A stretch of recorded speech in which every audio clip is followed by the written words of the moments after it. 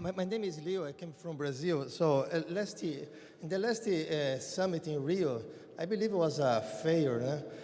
How do you think we could overcome such narrow-minded presidents?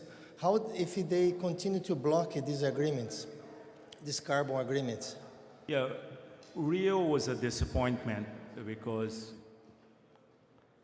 what took place there was even a retreat from what was agreed 20 years ago. And the developed world particularly was unwilling to even restate the commitments that they made 20 years ago. And so that created from the very beginning in the negotiations with the G77 and the developed world a lot of mistrust, and that fed into the summit. So the key thing there that we were trying to get was to put a value on carbon, because today in everything we do not put a value on carbon and its impact on society. So we're trying to broaden the equation from just a profit one to an impact on society. And it was all geared towards that pathway of getting a price for carbon, which I think is vital to everyone, governments, private sector, to the development of market, etc. But apart from that, Rio was about other things: biodiversity preservation, looking at the world's water resources, because those are under stress, focusing more on financing. The developed world was unwilling to provide the magnitude of financing required to address the problem. Last year, over $200 billion was spent on new technology and renewable technology. So that's good, it's growing. What is required is about $2 trillion per annum. And this could happen if the private sector gets a clear signal, we believe, with appropriate support from government. It could happen. Does any one of the other panelists like to comment on this? Particularly the issue about the private sector needing clear policy directions. Annette, you wear both hats, policy as well as private sector. I agree. I think the clarity, having clearer policy will really, I think, accelerate economic activity. And it's the predictability of policy that is an issue. You know, as you say, the political agenda versus the policy agenda is being driven recently more by the political agenda in terms of decisions, and that is concerning. But I believe that there are a lot of entrepreneurs out there that are really ready, willing, and able. And I think creating an environment of innovation, particularly in our country, where we're not commercializing it quickly enough, partially because of that government leadership. But I agree with what you're saying. But I do think I've got great respect for the private sector, and I think things are going to come to a head, and I think there will be a carbon price around the world sooner than we think.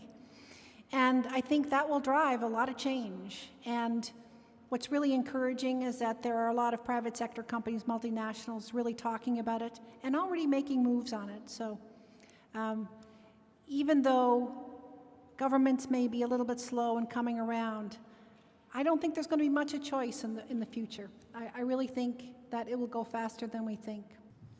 Thank you for commenting of private industry in Canada.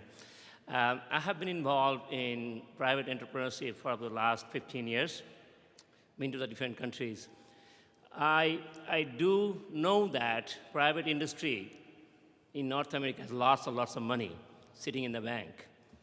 And they're very, very reluctant in investing even top-notch green technology coming out from institutions like universities, like Trent. So therefore, I don't believe that private industry, without changing the way to deal with shareholders' profitability, it would change anything in the sustainability area. Any comment on that? He was referencing his own experience. Dr. Sain is one of our more prolific research professors from the University of Toronto, existing in exactly this space, low carbon space. And he was suggesting that in his experience, many of the capital sources that he would like to access are reluctant to invest in the space, mainly because of the lack of policy. And so he feels that his experience, and I'm sitting on the fence on this because I've seen both sides of the equation. He'd like to know, one, for example, how can we unlock that capital, and what, if any, role do you think that policy has to play in this? Did I get that? Yeah, it's right. The one thing I also want to mention that lots of money in private companies. Oh, and lots of money in private companies sitting there under the mattress. Yeah, and part of the money sitting there is the uncertainty of the economic environment. I mean, we know that our economy right now is being propped up by governments, normally through the central banks. So that's a very artificial propping up of the economies, and there are many of the large companies that are making a profit that are just sitting on those profits for a rainy day, shall we say. I think the issue you're raising, though, is a bigger one, and let me just give you a little example. 2 weeks ago, I think it's the IMO, I think it's the International Shipping Organization anyway, that sets the standards for shipping. A number of years ago, 5 years ago, they set a standard for 2016 in terms of NOx emissions. A number of us invested in NOx emissions. And 2 weeks ago, Russia went to the international organization and convinced them to push that 2016 back for an additional 5 years. Now, investors that have been investing in technologies to reduce the NOx on ships over this period, because they knew that there was going to be new regulations for 2016, now all of a sudden are being told, forget it, you don't need to meet those, there won't be a market for you until 2021. So it's not just the fact that there's no policy, it's the fact that the policy changes, and that it's a very, there are political agendas of individual players in the world that are pushing it one way or another, and it's very hard to invest in that kind of an environment. So, that's just a little example of what we're seeing on the policy front. We have a political system in most countries which have a cycle of 5 years, and we have wicked problems facing us that have much longer cycles. And I wonder if part of this hasn't to do with the fact that our political concerns relate just to a much shorter cycle. But there are many Trent students here, one in particular from International Development Studies, who was our award winner. I'd like to hear from her. We have a member in the audience, Deo Pagu from Guyana, who is a specialist in water, and of course water is central to all of this. So I want to broaden this conversation a little bit more. Sometimes I forget that I'm not teaching, so. Constance, we're coming to you next. Thank you, Suresh. Deo Pagu from Energia. And I've been involved in the waste industry for a long time, and the wastewater industry for 20 years, and now I'm in the waste to energy industry. And I guess I have to agree with David, because I tried to finance waste to energy projects, and You have to have certainty of or predictability of income to pay for your investment up front. Just like you're putting money in your RRSP and you want a rate of return, investors in these type of ventures wants to have a rate of return. And it's not just for the good. Yes, you're doing good for the environment, but you get the rate of return on that investment. And so there's three pillars that this takes. One, technology, policy, and finance. And I think the finance and technology will come once we have the policy and regulation in place. But I wanted to challenge the panel, if we can't get these policy at a global level, why not drill down at sort of the national and regional level? I just came back from a conference in Vancouver a couple of days ago, and just Metro Vancouver itself has a waste diversion goal of 70% organic waste diversion from landfill to avoid methane gas going into the atmosphere by the year 2015. That's 2 years away. 70% diversion. Well, that's now create an industry and create financeable projects within that area. So why not, if we can get it at a global level, why not start to pushing it down at the regional level and maybe national levels? Thank you. I think you're absolutely right. And I think the waiting for everyone to agree at the top is not going to work. And I think at the municipal level, the provincial level, the sector level, the private sector level, I think there's a lot that is being done and can be done to drive change and drive that innovation. And I agree with you. There is a lack of capital. There's a lack of capital because there's not enough coordination between government, universities, the private sector, and NGOs. And we need it, there's no question. But that is not an excuse to not stop doing things at the entrepreneurial level. And, I'm seeing a lot of really exciting stuff happening out there. I see Ontarians really taking clean technology in their hands. We are recently announced that the federal government's going to put more venture capital money out there. I think this is a very good thing because it will leverage other money to go into these innovations and growth. Because where are we going to get the growth going forward? It's got to be in this area. Dr. Jagdeo? I think this works if the commodity is not tradable. So if you live in California and you have a carbon emissions trading scheme, and the commodity is not tradable, that it doesn't cross the borders or it's not exported, then it stands a greater chance of success.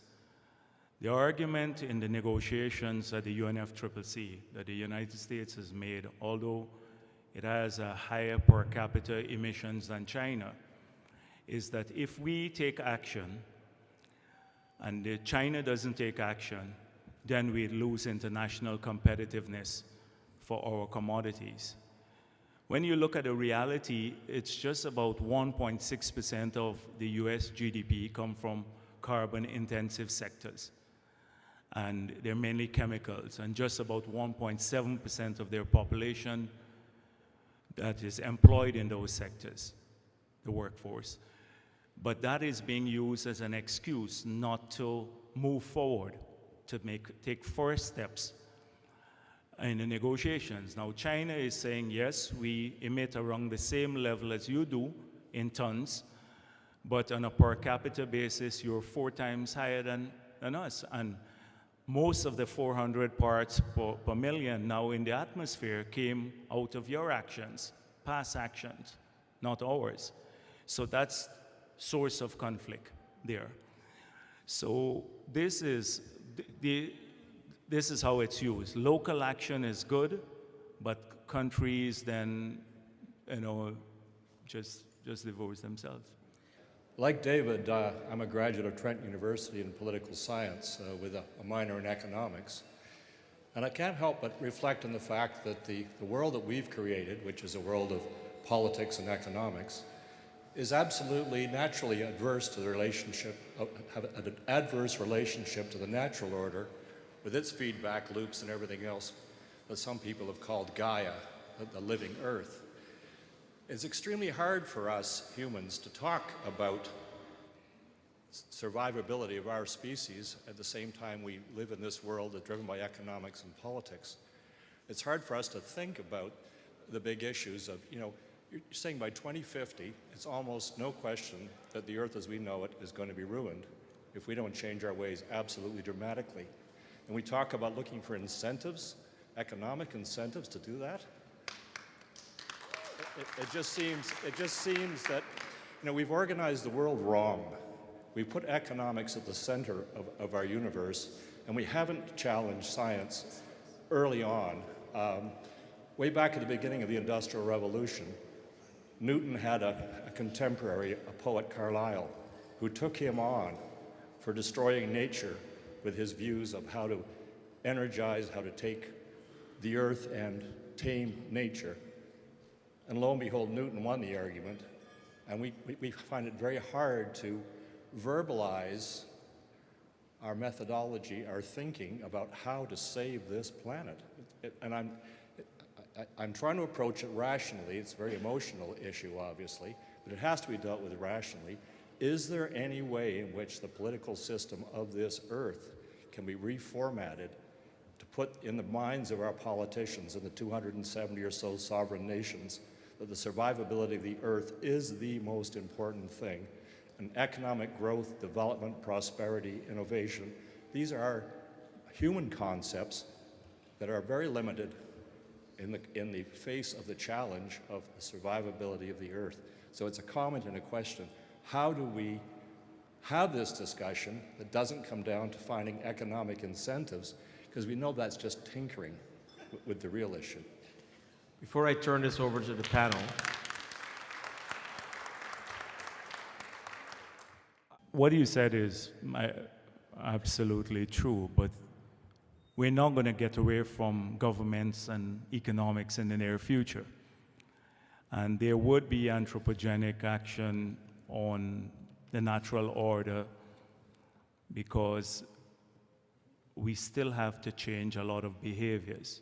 So facing the reality that we have now, the person, this chief executive officer of a company, will not make a big investment in a new technology unless he or she is sure that it will give a competitive return, as competitive as the existing activity, as polluting as it is. Because the chief executive officer has shareholders, and the shareholders are us, and we all want a return. And if he doesn't deliver the type of return we want, we'll remove him or her. So until the profit motive is gone, we're not going to have philanthropic action, or philanthropic action is not going to save the planet. So how do we ensure, because we need the private sector to lead this way forward, how do we ensure that we get onto this pathway and still allow the profit motive to remain? And this is where governments have to penalize certain types of activities. We do this every day through taxes. You have taxes in cities if you don't want people to drive into them, like in London. If we start penalizing carbon-intensive activities and giving greater incentives to low-carbon activities, then that's a signal to the private sector that if I invest in this technology, I have additional costs. If I go to a new technology, then there are new opportunities because it has backing at the national level, and there's money to be made there. So given the reality of the world, I think that's the best way forward. The philanthropy, you have good people in the forest. Conservation International, World Wildlife Fund, etc., who've been struggling, IUCN, for years to preserve the forest. In the last 15 years, about 40% of our forest is lost or degraded. And 17% of the greenhouse gases come from that. Unless you deal with it differently, like how we're dealing, that these forests mean something to the developing world, to those people who live in them. Unless they get an alternative or someone pays for it, which is lower cost than abating carbon elsewhere, then you're not going to preserve it just by philanthropy, saying to people, don't cut your trees. So, yeah, sure. But you see, even philanthropy is an economic concept. It means that somebody who has a lot of wealth is giving up that wealth to accomplish something non-economic. Mm-hmm. And the challenge I was trying to put to you is, can we have this discussion without trying to force a round peg into a square hole? Because I don't believe economics can possibly get us to a solution. We're all individuals driven by self-interest as we've come to define ourselves through our educational systems, through everything we read, everything we hear, all the time we talk to each other. It comes down to that. And that's the problem as I see it. We can't get outside of that. We can't get back to nature in that way of thinking. Why would you think about, for example, here's a common example that isn't regularly talked about. We're tearing down perfectly good houses and replacing them with bigger houses in the same place, an incredible carbon cost of the destruction of the original house, of the making of the concrete for the building of the second house, and it's because of wealth creation, financial wealth creation, that is opposed to preservation, conservation, and living modestly within our means on this planet. And the economic system has driven us over the edge, and we can't even think clearly that this is the case.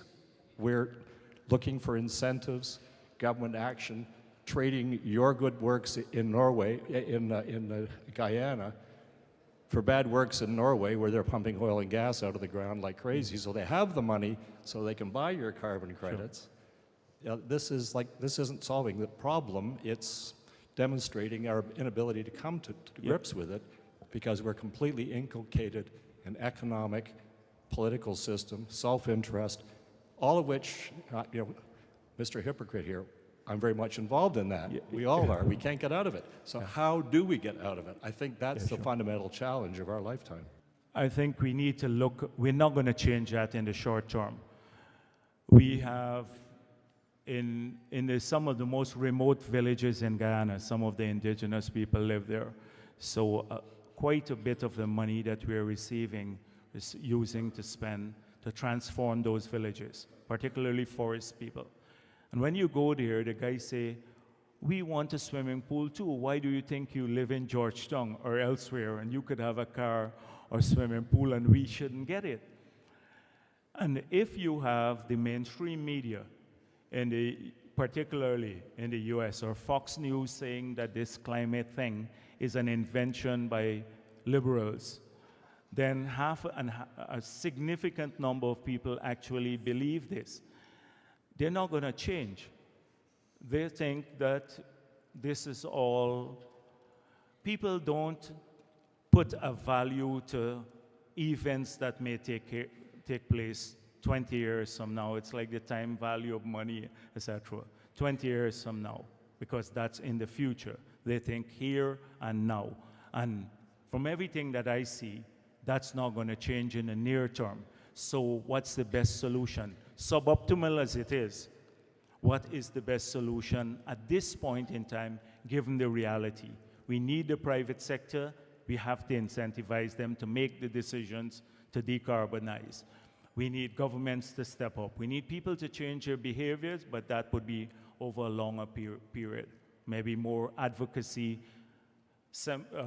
symposia like the one that we're at. My name is William Doyle Marshall. I'm not from Bay Street, neither am I from Trent. But this conversation is a very interesting one, and I think we are leaving out a very significant segment in the society, because we're hearing about what politicians should do. We're hearing about the need for investment by the entrepreneurs.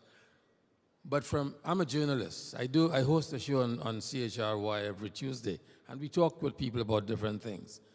My feeling is that the average person doesn't fully get the message of why we should be paying attention to this carbon conversation. It is felt as though it's an academic thing that, those academics are dealing with and those businessmen are dealing with. From where I sit, I would be bold enough to say that you guys are not getting the message down where it should be. Because if you did, those of us who don't fully understand the story would get on our politicians' backs to make them understand the importance of taking decisions. So you need to do something about that, and I think then your life will be easier. And however you want to respond, I'm happy to hear it.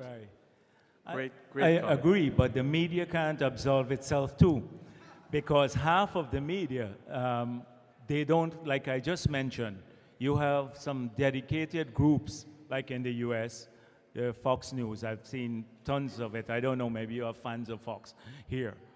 But to say that this is an invention by people who just, particularly the third world, that wants a free lunch. In Guyana, I know that people understand it because when we traditionally, for the past 100 years, the average rainfall for the month of January was about 7 inches. And we can get in 3 hours rainfall, that about 10 inches of rainfall in 3 hours. And when our drainage system, we live below sea level, was designed from colonial time to handle 2 inches maximum when it was at its peak. In 24 hours, water will accumulate and it causes flooding and loss. And people have seen this. So when we argue this, when we develop our low carbon development strategy, and when we went across the country, we had like 400 community meetings. We sent text messages to 500 and maybe 550,000 persons, everyone who had a cell phone. And the people are very aware of it because they see it in real life, how a single flood can wipe out the equivalent of 60% of GDP. A single hurricane event in Antigua wipes out the equivalent of 85% of GDP. And it is not, because you can't attribute single events to climate change, but we have seen a pattern. In the third world, we have seen this, and we have the least capacity, although we contributed the least to the problem, we have the least capacity to manage this and to address it, because we have to divert funds from education and healthcare to fix canals and to adapt. So this is why the developed countries are arguing. It's not that we want a free lunch. We want the developed world to start taking the actions necessary. But we need to work at this together, awareness raising. Like in the US, the Congress, we had another panel, we need young people. We need campaigns like the Arab Spring, a Facebook campaign to get the message to young people. How many of them read New York Times or any mainstream media? Some don't even listen to the mainstream television. But the social media is very important. And if we can work a campaign around young people and they understand that we are putting their future at risk in a real sense, then they're going to put pressure on their politicians. And when the politicians find that they get pressure from their constituencies, then the right decisions would be made. So it's the social groups and everyone working together. I don't think it's fair to point your finger at the media. No, not you. You're an exception. Okay, if I can ask Diane Richards, formerly of PepsiCo and now with Ecosynthetics, one of the companies working in this space. Thanks, Rush. For those of you who don't know Ecosynthetics, we are a privately held company, a global bio-based chemical company headquartered in Canada, so all of that is very rare. Today, Profit Magazine announced that we're the third fastest growing company in Canada, which is also great news. The reason we've had that success is that the products that we offer are our mandate is, and we'll only launch products that perform equal or better than the incumbent fossil-based, and are equal or better cost as well than the incumbent. So that's a win-win, right? Our problem is that consumers don't know when they go to the shelf to buy something, they look at the pretty packaging, there's no labeling, there's no knowledge of what products actually have a lower carbon footprint. So again, the theme around what can we do as individuals? Well, each one of us with our wallet decides what we're going to buy, fossil-based or bio-based or renewable energy. And consumers are hugely confused in this space. So what are your thoughts around having consumers make the decision? I think you should form out of some of the people here. You have smart people from the financial sector, from policy, from entrepreneurs, academic. University? Form a council to label products. You know, just here from today's meeting, and then publicize it, put it online, and it's a voluntary thing. And so people, those who want to have their products labeled, could apply to this council, and don't wait on the government to do it. Just do it and say this is a low carbon product. But you're absolutely right. If you can reduce the carbon intensity of your product too, and given the price of carbon now, fossil fuel, etc., it makes you a bit more competitive sometimes. So it's not just waiting in an absolute sense on the right signals, because in some sectors, by reducing the carbon content, the carbon intensity of their product, they can even become more competitive. China has said they want to, by 2020, reduce the carbon intensity of their gross domestic product by 40 to 45%. So that gives them an advantage too if they can do it, because less cost. Okay? Thanks, Diane. And Diane Lister, the hour of the Dianes. President Jagdeo, nice to see you again. Yes, I'm here. As an alum of Trent and having worked there up until 2 years ago, I think there's a couple of things coming out of the university environment and its other partners that speak to this issue of how can we actually make this conversation more understandable by the public so that it isn't seen as a rarefied conversation about venture capital funding or some difficult perhaps understand scientific background. One of Trent's partners is Fleming College, and one of Fleming's college partners is the Royal Ontario Museum where I work. And we have a biodiversity and conservation center of excellence there committed to advocacy. And last year with Fleming College, we set up a new postgraduate program called Environmental Visual Communication. And it's specifically to work with how we use media and photographs and videography through social media to educate the general community about these kinds of complex issues. And we know that whether it's the Roberta Bondar Foundation or others who deal visually, it's a very impactful way to get complex ideas across. And so I just wanted folks in this room to know, many who work with Fleming College, Trent has many programs on ecological restoration, sustainable farming, that are having an impact. We have students in Borneo right now with 7 of our curator researchers who are videotaping and taking photographs of the sustainable forest practices in Borneo and uploading it daily on Twitter and through social media. And it's students from Fleming working at the museum trying to get some of these messages out. So I think it is important that we make this a conversation that everybody can be part of, and part of that is how we can communicate the issues. So I just wanted people to know there's a new program, and it's actually oversubscribed.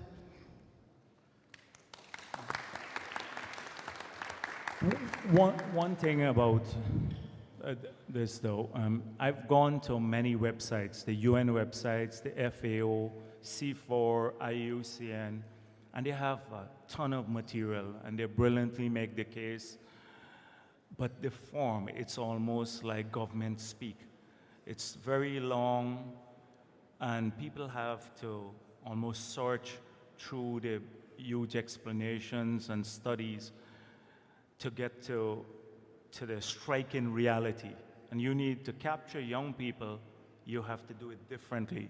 And universities have this tendency to put long abstracts and reports and papers, etc. So how do we do the same thing? How do we popularize it?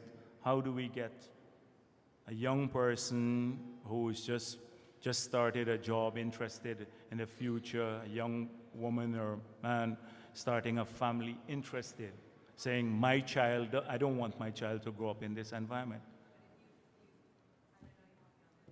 Yeah. I'll repeat you.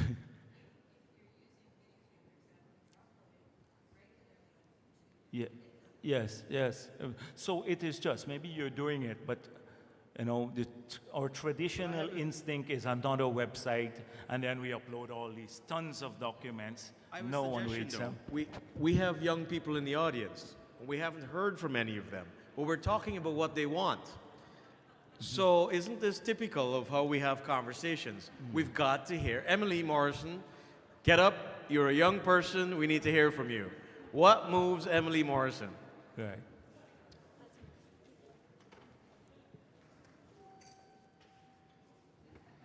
Nice shoes, Emily. Yeah, thank you. I'm shy. What moves me? I'm frustrated. I am frustrated because I am the one who's going to be living to 2050. I'm the one who's going to be living to 2075. And I'm hearing that my world is going to be destroyed by then. And I'm upset that, and I am still in university. I'm trying to figure out my path in a way to infiltrate this Bay Street world that is consumed with return on investment, that is consumed with politicians lying to me. And I'm so mad and I don't know how to infiltrate it. And yes, social media I think is great, even though I don't even understand it myself sometimes, in getting the masses, because I truly believe that in the environment that we live in today, it is the people having to understand that the world they live in, to push their politicians to be accountable to the promises that they make and the decisions that they campaign upon, which I applaud you for doing, to winning a term on your environmental campaign. And you know, I just again agree with the person who's talked earlier about how can we make this not an issue of economics, but an issue of looking within your own family and looking at your grandchildren who are going to be around in 2050, 2075, and trying to figure out a world that's okay for them to live in and have the same opportunities that we did as well. Thank you, Emily. Yeah. Maybe I should defend the political class. The political class. Often politicians don't lie. They just go based on interests. So how do you make progressive environmental policy a good campaign tool for a politician? How do you say to him that align that with his interests? Because in his or her, that person wants to get elected, wants to be liked, etc. So you have to to make it so that by pursuing that path, he feels that it's viable for re-election or election or etc. In the audience, we have a young lady who is from Trinidad and Tobago. Trinidad and Tobago, of course, is an oil-producing nation. But this young lady is studying in the field of biomaterials. And she's in this audience. I think we should ask her for her perspectives on where this is all going.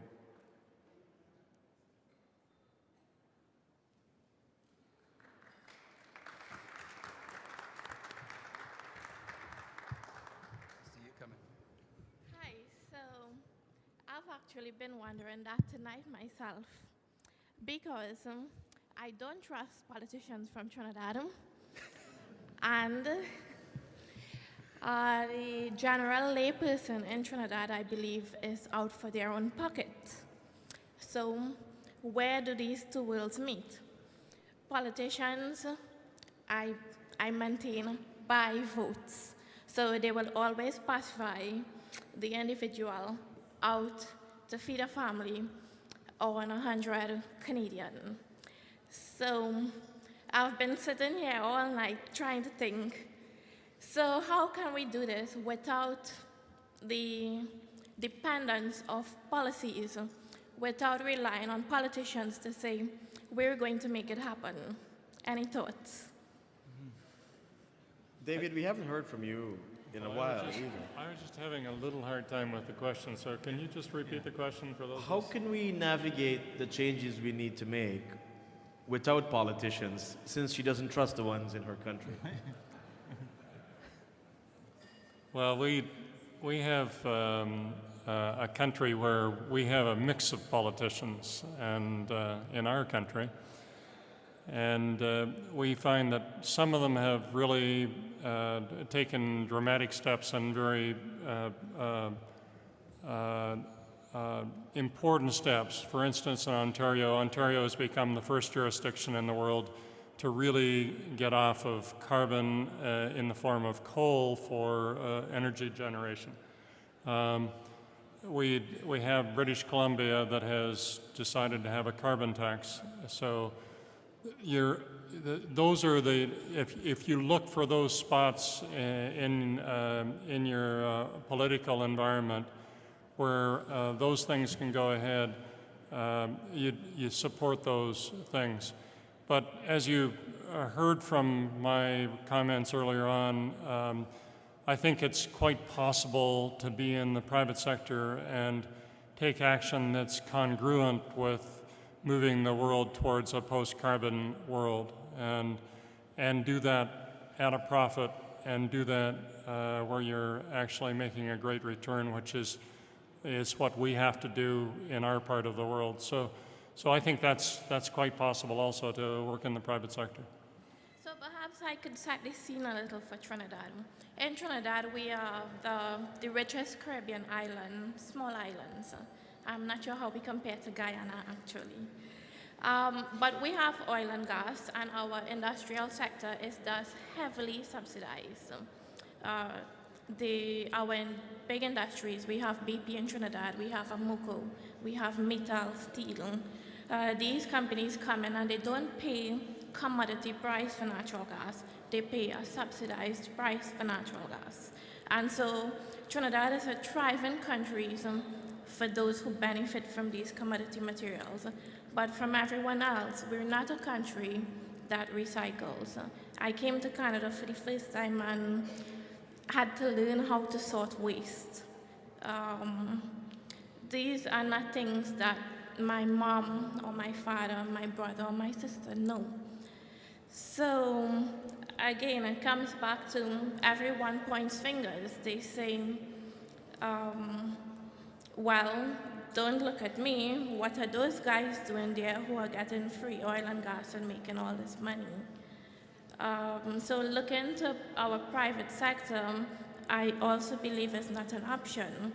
A lot of what I heard today as well, I believe probably a middle ground may be a solution. So it may be up to myself and students in my group who can make these materials at a price that's competitive, cheap. You get it into the hands of lay people who don't understand what they're getting, but they're getting an environmentally sustainable, superior material at a lower cost. And that's what we need to aim to. Possibly then that doesn't depend on policy, that doesn't depend on government or favoritism or even industry. It's just market takes over from that point. How do we make that happen? Thanks. Did you want to comment on that? Yeah, the thing is that Trinidad per capita carbon emission is about 44 tons. In Guyana, it's 2 tons. And so Trinidad, you're absolutely right, has a very high, even above many of the developed countries, high per capita emission.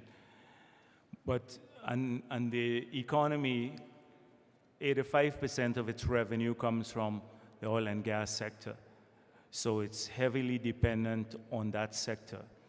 Trinidad and Tobago, and I've said this to some of the leaders there already, from Manning and Pandy and Kamla, that they have to look at a post-oil and gas economy.